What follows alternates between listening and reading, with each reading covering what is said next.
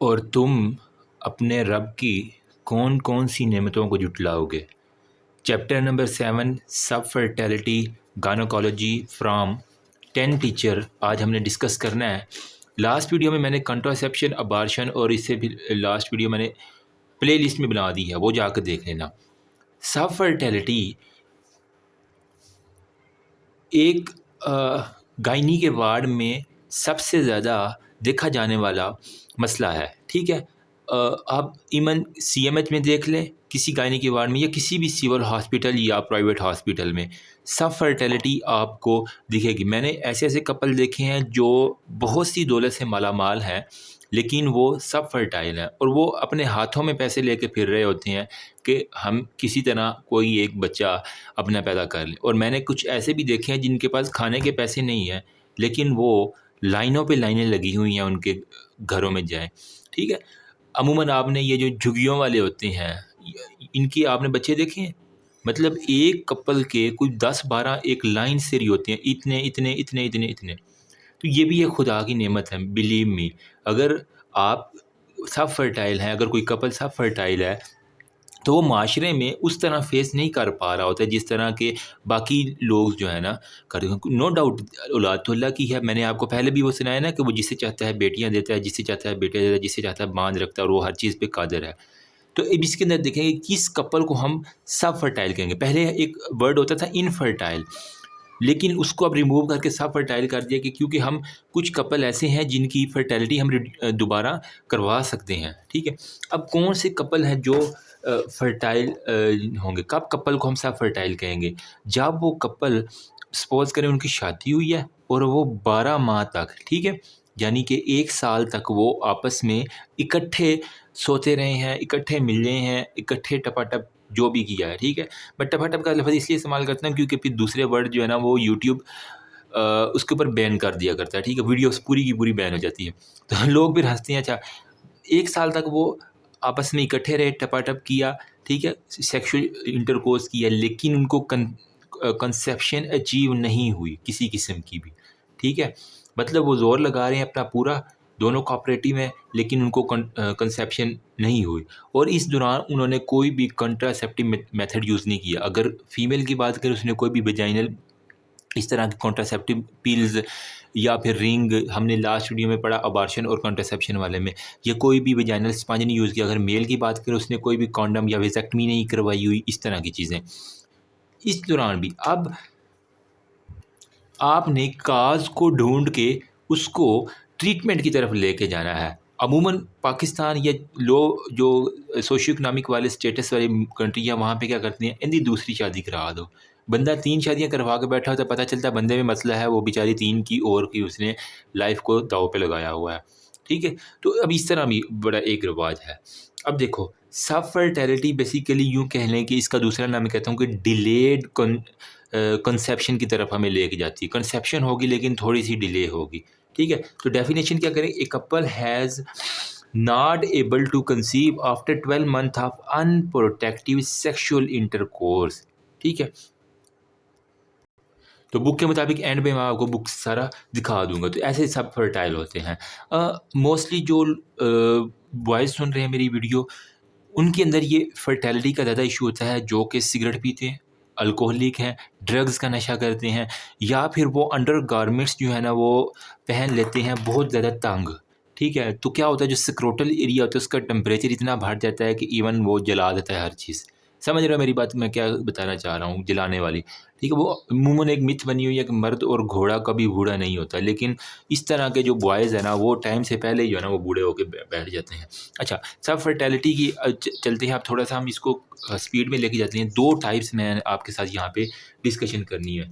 ठीक है, एक हमारे पास होता है जी प्राइमरी सब फर्टाइल, एक होती है जी सेकेंडरी सब फर्टाइल। यहाँ पे हम लिखते हैं टाइप्स ऑफ सब फर्टिलिटी। एक हमारे पास होती है जी प्राइमरी सब फर्टिलिटी और एक हमारे पास होती है जी सेकेंडरी सब फर्टाइल या सब फर्टिलिटी, जो भी कह लें।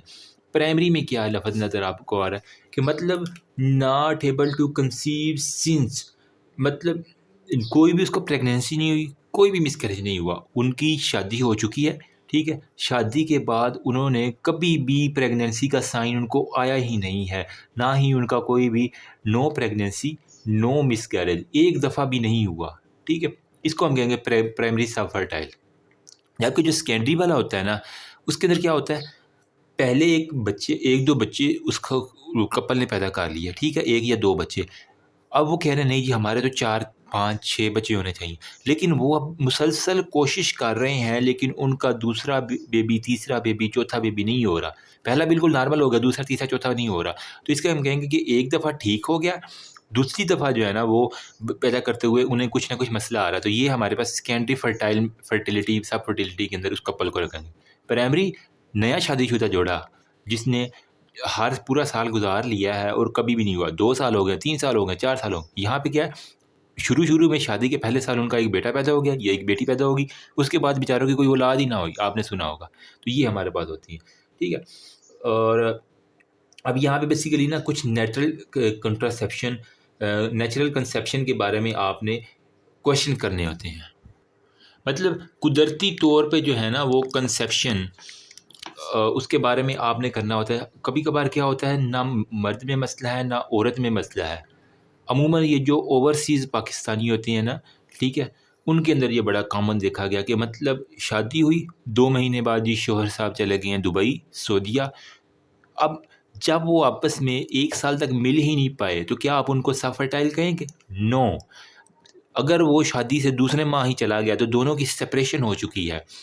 ठीक है? तो औरत से पूछो तुम अपने शौहर के साथ कितने अरसे तक टपा-टप के लिए साथ रही हो, ठीक है?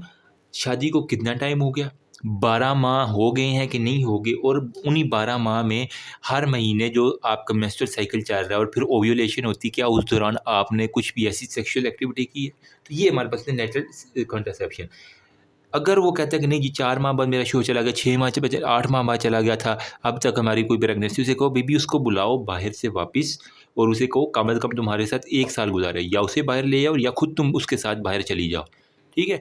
तो फिर शादी करने का मकसद क्या हुआ जब उनको साथ ही नहीं रखना? ये हमारे पास होता है, ठीक है? अब एक जो फर्स्ट मेंस्ट्रुअल साइकिल है ना, ठीक है? मुसलसल इस दौरान सेक्स करने के अंदर जो है ना, आपका वो बुक के अंदर कहता है कि 10 से 20% जो है ना, वो चांसेस हैं कि उनकी कंसेप्शन हो जाए, ठीक है? मतलब ये पिछले माह शादी हुई है, तो उन्होंने मिले हैं आपस में मियाँ-बीवी, तो फर्स्ट जो मेंस्ट्रुअल साइकिल उस लड़की को होगा, तो उसमें अगर वो मतलब रोज़ ही उन्होंने शुरू किया हुआ है काम, तो 10 से 20% चांसेस है कि ओव्यूलेशन के अंदर उनका कोई ना कोई जक लग जाए, ठीक है? और वो कंसेप्शन अचीव कर दें, ठीक है? नंबर सेकंड पे अगर वो नहीं कर रहा और वो 6 माह तक इसी तरह मुसलसल मिलते रहे हैं, मेहनत करते रहे हैं एक-दूसरे के ऊपर, समझ रहे हो मेरी बात? तो क्या होगा, 70% बुक के अंदर वो कह रहा है कि चांसेस है कि वो कंसेप्शन को अचीव कर ले। ठीक? अगर वो 12 माह तक जो है ना आपस में मिलते रहे हैं, उन्होंने कोई भी कंडोम वगैरह यूज़ नहीं किया, कोई भी ऐसी दवाई यूज़ नहीं की और बिल्कुल नॉर्मली जो है ना वो एवें हैप्पी लाइफ़ गुज़ार रहे हैं, तो उनके अंदर 90% चांसेज़ है कि वो किसी न किसी बेटा या बेटी को कंसीव कर लें। ठीक है? कंसेप्शन के चांसेज़ उनके 90 हैं। तो ये अब आपने याद कर लेना है, छोटा-सा फिनोमिना जो मैंने आपके साथ शेयर किया है। एंड पे हम बुक के अंदर इंशाल्लाह रिवाइज़ करते हैं। अब हम कहते हैं कि फैक्टर्स कौन-कौन से डिपेंड करते हैं जो फर्टिलिटी के ऊपर। जो लड़कियाँ कहती हैं कि नहीं जी अभी तो हमने पढ़ाई करनी है जी, अभी तो हमारी शादी की उम्र नहीं है, तो मेरी जान आप बैठी रहोगी, कोई दिल वाले दुल्हन ले जाए, दुल्हनिया कहते हैं ना, दिल वाले दूल्हा ले जाएँगे फिर, ठीक है? जो होती हैं ना, मैं आपको यहाँ पे बताता हूँ, मैटरनल एज ये बड़ी इंपॉर्टेंट है। कुछ क्या करती हैं शादी करवा के कहती हैं नहीं अभी तो हमने जो है ना वो आराम से 30 साल के बाद अपनी लाइफ एंजॉय करके फिर हम करेंगे। तो उनके लिए ये छोटी-सी मेरी गुज़ारिश है कि कौन-कौन से फैक्टर्स जो है ना वो डिपेंड करेंगे आपकी फर्टिलिटी के ऊपर। एक तो अगर वो एज है ना मदर की, वो बड़ी इंपॉर्टेंट है। अगर वो 30 साल से ऊपर चली गई है ना, तो उसके अंदर जो है ना फर्टिलिटी के चांसेस कम हो गए। ठीक? नंबर सेकंड पे क्यों अच्छा, जब वो 36 साल जो है ना वो उसकी अपनी लाइफ़ की गुज़ार ली है, तो उसे पता है कि हर महीने उसका जो है ना मेंस्ट्रुअल साइकिल आता है, और फीमेल के अंदर हमने कहा था कि कोई लिमिटेड जो है ना वो हमारे पास क्या होते हैं, एग होते हैं जो हर महीने जो है ना ओव्यूलेट होता है, और फिर ठीक है, वो सारी कहानी हमने चैप्टर 2 के अंदर पढ़ी है। तो अब जब 36 साल हो गए हैं उसको यूँ ही बगैर फर्टिलाइज़ किए हुए, तो जो ताज़ा तरीन एग थे, अंडे थे, वो तो अब ख़त्म हो गए। अब एंड पे बूढ़ी औरत के अंदर गले सड़े अंडे ही रह जाएँगे ना, एग्स रह जाएँगी। मैं अंडों को एग्स कह रहा हूँ, ठीक है? तो समझने वाले समझ गए हैं। अब वो गले सड़े एग्स जो है ना, वो आपको पता है कि वो मुर्गी भी उसके ऊपर नहीं बैठती। तो ये तो फ़ीमेल है, यहाँ पे लड़की है, औरत, अब वो बनती जा रही है, आंटी बनती जा रही है। तो उन आंटियों के अंदर जो है ना, एग इतने काबिल ही नहीं रह जाते कि वो कंसीव कर सकें, ठीक है? अगर होगी भी कंसीव तो गंदे अंडों से क्या निकलेगा?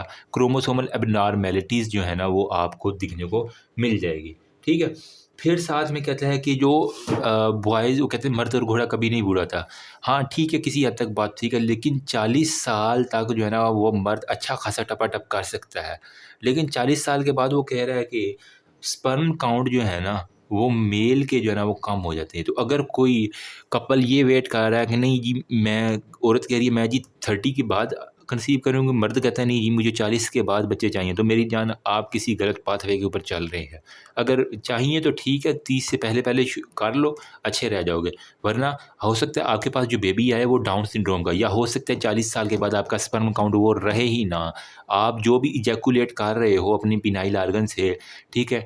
तो उसके अंदर हो सकता है स्पर्म काउंट उतना ज़्यादा ना हो। तो ये भी एक बड़ा है कि हमारे पास पैटर्नल एज भी होती है, और साथ में उसकी 40 साल का बूढ़ा और 20 साल का लड़का, अगर इनकी हम देखें तो फ्रीक्वेंसी ऑफ जो है ना इंटरकोर्स, उनके अंदर बड़ा फ़र्क है। अगर तो ये क्या होगा, एक दफ़ा इंटरकोर्स करने के बाद इसको 4-4 दिन जो है ना अपनी रिकवरी के अंदर लग जाएँगे। लेकिन ये 20 साल का क्या, ये एक दिन में 2 मरतबा भी सेक्सुअल इंटरकोर्स कर लेगा। तो फ्रीक्वेंसी ऑफ इंटरकोर्स जो है ना, वो ऐज के ऊपर बड़ी डिपेंड करती है, ठीक है? साथ में उसकी डिज़ायर, ये जो 20 साल के 25 साल के लड़के, जवान लड़के की डिज़ायर है सेक्स करने की, वो 40 साल के बाबे के साथ आप नहीं मिला सकते। तो डिज़ायर और फ्रीक्वेंसी वो बुक के अंदर कह रहा है कि ये बड़ी चीज़ें होती हैं, ठीक? अब वो कह रहा है कि अब इंटरकोर्स और ड्यूरेशन डायरेक्टली जो है ना प्रोपोर्शनल होती हैं किसकी, कंट्रासेप्शन की। तो बुक के अंदर उसने एक ही लाइन के अंदर ये सारा काम कर दिया कि इंटरकोर्स की फ्रीक्वेंसी जितनी ज़्यादा होगी, ठीक है? प्लस हमारे पास जो ड्यूरेशन है इंटरकोर्स का, अगर हम किसी कपल की फ्रीक्वेंसी बढ़ा दें और उनका ड्यूरेशन बढ़ा दें, ठीक है? तो वो कहता है कि हमारे पास चांसेस ऑफ कंसेप्शन जो है ना, वो डायरेक्टली प्रोपोर्शनल, मतलब उतने ही ज़्यादा चांसेस बढ़ जाते हैं कि वो बहुत जल्द कंसीव कर लेता है, ठीक है? इसीलिए कपल को ना फ्रीक्वेंसी बढ़ाने का कहते हैं कि अल्टरनेट डेज़ के अंदर उन्हें कहते हैं कि तुम इंटरकोर्स करो, ठीक है? मतलब उसे कहते हैं 1 दिन छोड़ के 1 दिन तुम ना शुरू हो जाओ। तो बूढ़े लोग जो होते हैं ना, फिर उनको कहते हैं कि ख़ास किस्म की मेडिसिन्स होती हैं, यहाँ पे मैं डिस्कशन नहीं करना चाह रहा, लेकिन हम किसी दिन करेंगे उसके ऊपर। वो अल्टरनेट उसको जो है ना, वो हम कहते हैं कि चलो, अगर तुमने अब ये गलती कर ली है तो इसको सुधारने के लिए ये है कि तुम अल्टरनेट डेज़ के ऊपर ना कोशिश करो कि सेक्स करो। क्यों? क्योंकि वो अल्टरनेट डेज़ की 40 साल का बाबा नहीं कर पाएगा मेरी जान, इसलिए उसे हमें स्पेशल जो है ना रिकमेंडेशन देनी पड़ेगी, ठीक है? और उनको कहना है कि ख़ास तौर पे जो फर्टिलिटी विंडो वाला जो पीरियड है ना, ठीक है? फर्टिलिटी विंडो, अब ख़ातून का उसने कहना है कि अगर तो मेंसेस आ रहे हैं, ठीक है? तो फर्टिलिटी वाला जो विंडो वाला पीरियड, उसके अंदर आपने डेली सेक्स करना है, ठीक है? तो वहाँ पे आपने डेली, अब फर्टिलिटी विंडो क्या है? ओव्यूलेशन, मतलब 14 दिन के ऊपर ओव्यूलेशन होती है ना मेंस्ट्रुअल साइकिल के। तो ओव्यूलेशन तो 2 दिन पहले, 2 दिन बाद, या 3 दिन पहले, 3 दिन बाद। इस दौरान आपने डेली जो है ना, वो बस अपना काम शुरू कर देना है, ठीक? इस दौरान मैक्सिमम चांसेस है कि वो फर्टाइल कर लेगा। क्यों? क्योंकि हमारे पास, हमें पता है कि फ़ैलोपियन ट्यूब के अंदर जो है ना, ओव्यूलेशन के बाद यहाँ पे एग आ जाया करता है, ठीक है? तो यहाँ पे जो है ना, इंतज़ार में होता है फ़ैलोपियन ट्यूब में कि वो इंटरकोर्स हो जाए और हमल ठहर जाए, ठीक है? 48 घंटे के बाद एग ने वैसे डीजनरेट हो, तो ओव्यूलेशन वाला जो विंडो पीरियड है, ये हमारे पास मोस्ट फर्टाइल पीरियड होता है, ठीक है? 12, 13, 14, 15, 16, 17, ये 17, 18, ये मतलब 10 से 18 दिनों के अंदर उससे कहना तुमने डेली जो है ना शुरू हो जाना है। तो ये बड़ा एक इम्पोर्टेंट है।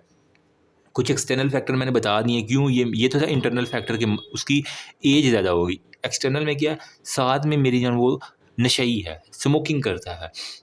बॉयज़ बड़े शौक से जो है ना, वो स्टेटस लगा रहे होते हैं, लेकिन गर्ल्स मैं बता दूँ, जो बॉयज़ ये पी रहे हैं ना सिगरेटें, रिमेंबर, आपका अगर बॉयफ्रेंड आपका सिगरेट पी रहा है, आपका होने वाला हब्बी हो, आपके निकाह में आने वाला, वो अगर सिगरेट पी रहा है, तो उसे बता दें कि मेरी जान तुम इरेक्टाइल डिसफंक्शन का शिकार हो सकोगे, ठीक है?